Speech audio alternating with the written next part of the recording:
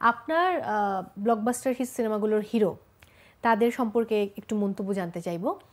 আমি সিয়াম ভাইকে দিয়ে শুরু করি, যেহেতু পোড়ামন টু বা আপনার জার্নি সিয়াম ভাইয়ের জার্নি একসঙ্গে। সিয়াম আহমেদ, তাকে নিয়ে কি মন্তব্য? Family member. পূজা চেরি প্রথম সিনেমার নায়িকা, অনেক বেশি আবেগ যার সাথে, মানে আমার প্রথম সিনেমার নায়িকা, মানে এটা প্রথম সিনেমা নায়িকাটা ডিরেক্টর কাছে অনেক বড় ব্যাপার, কারণ এটা আমার জীবনের প্রথম সিনেমা। একদম একদম একদম। শরীফুল রাজ, পাগল, খুব কাছের মানুষ, বাট ওকে আমি অনেক ভালোবাসি কারণ ও ভিতরটা অনেক পরিষ্কার। ইয়াশ, খুবই জেন্টলম্যান। আচ্ছা, বিদ্যা সিনহা মিম। আমি সিনেমা ধরে ধরে আগাচ্ছি, সরি। বিদ্যা সিনহা মিম খুব ভালো অভিনেত্রী, পড়ানো তো দুর্দান্ত অভিনয় করেছে, অনেক প্রফেশনাল। সকাল 6টা মানে সকাল 6টা শুটিংয়ে তার সাথে কাজ করলে আমি খুব আরাম পাই, কারণ খুবই কাজের ব্যাপার, সে খুবই সিরিয়াস। বুবলি আপু, খুব ভালো অভিনেত্রী। এরপরে সুরঙ্গতে যাব, নিশো ভাইয়া। ভয়ঙ্কর ভালো অভিনেতা, ভয়ঙ্কর লেভেলের পাগল, ডিরেক্টরকে জ্বালায় পড়া শেষ করে ফেলে, ক্যারেক্টারে ঢোকার জন্য সে পাগল হয়ে যায় এবং তার দ্বারা সব সম্ভব। তমা আপু,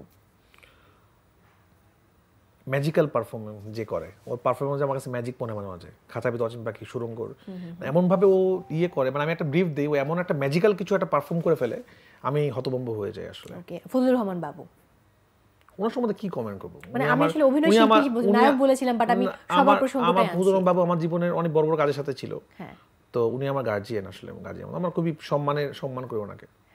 এবং আমাদের মেগাস্টার শাকিব খান, তাকে নিয়ে কি মন্তব্য? উনি আমাদের তুফান।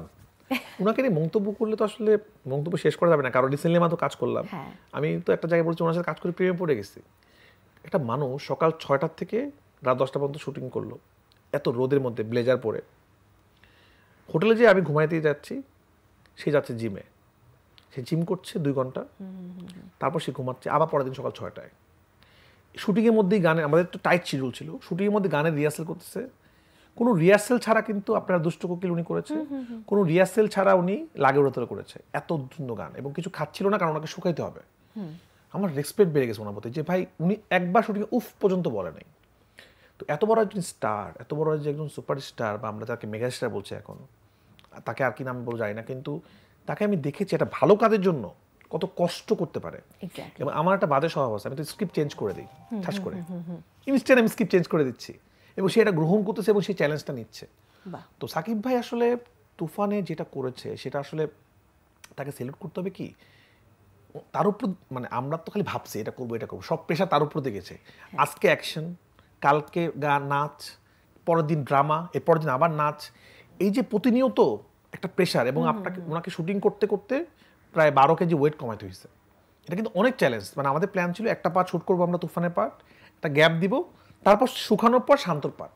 যেহেতু আমাদের সময়টা, আমাদের ভিসা জটিলতার কারণে সিনেমা শুটিং দেরি হয়ে যায়, তো আমাদের সময়টা কমে যায়। সাকিব ভাই বলে যে ঠিক আছে ট্রাফিক, তুমি টেনশন করো না, আমি শুটিং করতে করতে শুকাবো। আমি সেটা কীভাবে সম্ভব? হ্যাঁ। এবং আমার এখন মনে হচ্ছে আমি খাচ্ছি তার সামনে, সে খাচ্ছে না, সে বাদাম খাচ্ছে, খেজুর খাচ্ছে। মানে এগুলো দেখে না শ্রদ্ধা বেড়ে গেছে আমার সাকিব ভাই। মানে আমি একটা কথাও বাড়ায় বলতেছি না। আমার শুটিংয়ে এবং আমাদের শুটিংয়ে যারা ছিল, আমার ডিওপি, আর্ট ডিরেক্টর, সবাই বলতে বাধ্য হচ্ছে ভাই আপনাকে সেলুট। মানে কি মানুষ দেখছি, মানে একটা মানুষ শুটিং করতে করতে শুকাচ্ছে, সে খিদা লাগছে খাচ্ছে না, কারণ তাকে শুকাইতে হবে, মাথা নষ্ট। তো এই জন্য আমি বেশি বললাম কথা, কারণ আমি তাকে সেলুট করতে চাই। আর বাকি রইল মিমি চক্রবর্তী এবং নাবিলা আপু। মিমি চক্রবর্তী খুব প্রফেশনাল, আর নাবিলা আপু খুব সুইট, ভীষণ সুইট এবং খুব ভালো অভিনেত্রী, এবং আমি তার সাথে কাজ করে খুব আরাম পেয়েছি, সামনে অনেক কাজ করতে চাই।